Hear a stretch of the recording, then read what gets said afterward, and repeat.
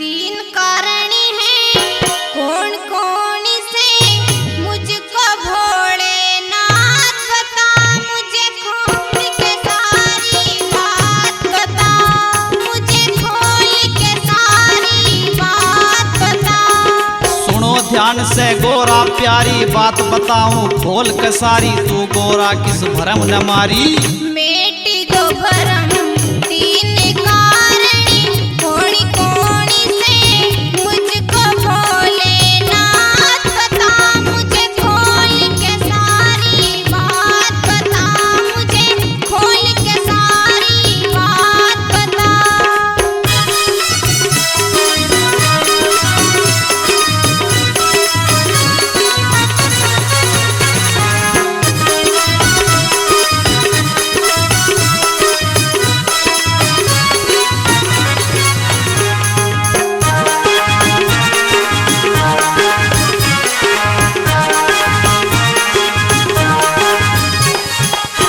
जिद मत करना कभी तू गोरा, ऐसा पाठ पढ़ाऊं मैं। हुई खता मुझे नहीं था पता, थारे चरणों में शीश झुकाऊं मैं।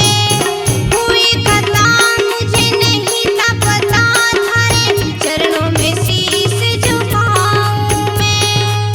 पहला कारण सुनो शिवानी, तेरा भरम मिटाऊं मैं। संसा मेरी मेटो प्रभु, थारे ही गुण गाऊं मैं। संसा मेरी मेटो प्रभु, थारे ही गुण गाऊं मैं।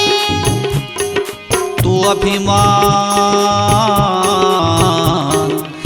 अभिमान करे थी प्यारी, मेरा नाम जो ले नर नारी, घमंड चूर हो उसका प्यारी। मैं पड़ी चरण तीन कारण कौन कौन से मुझको भोलेनाथ बता, मुझे खोल के सारी बात बता, मुझे खोल के सारी बात बता।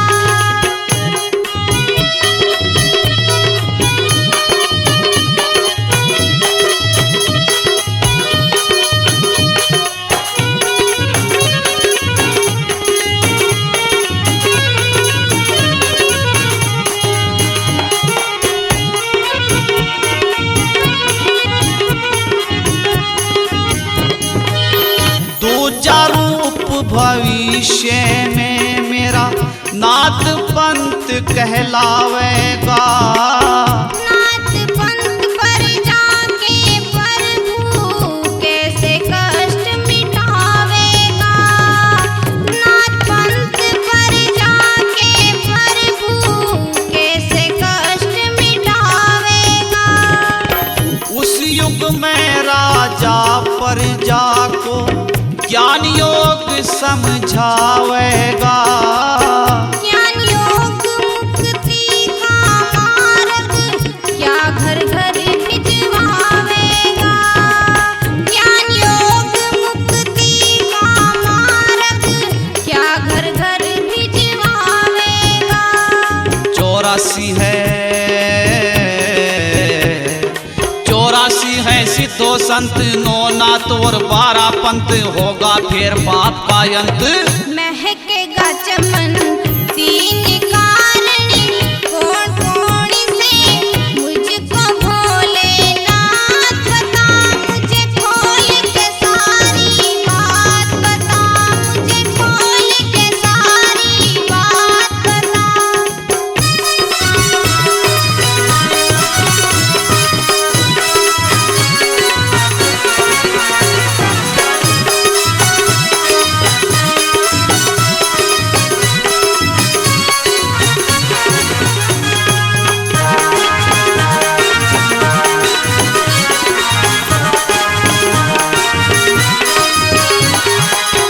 गोरखनाथ की जगह मुझे फिर गोरखनाथ कहा जागा। अति शीघ्र कहो प्रभु बिना सुने मुझसे नहीं रहा जागा। अति शीघ्र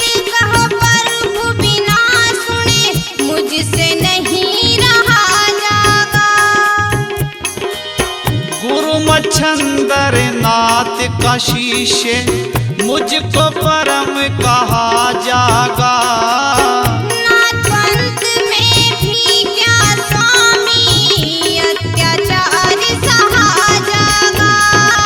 नाथ पंथ में भी क्या स्वामी अत्याचार सहा जागा।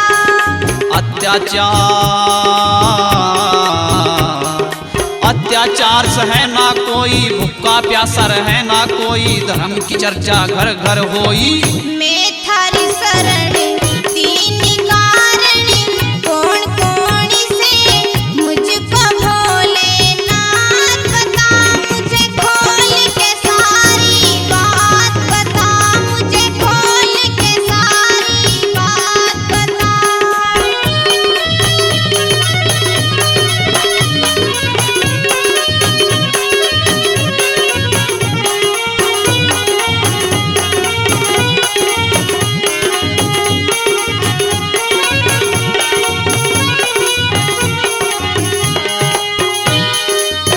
इस रूप में गोरा दिखे मुझे, ऐसी शक्ति पावेगी। नाथ पंथ की कलयुग में क्या जय जय जय हो जावेगी। नाथ पंथ की क्या कलयुग में जय जय जय हो जावेगी। चारों दिशा में पूजा पाठ यज्ञ हवन कराई जावेगी। भूमंडल पर फेर नाथ जी दुनिया मंगल गावेगी। भूमंडल पर फेर नाथ जी दुनिया मंगल गावेगी। दुनिया मंगल गावेगी।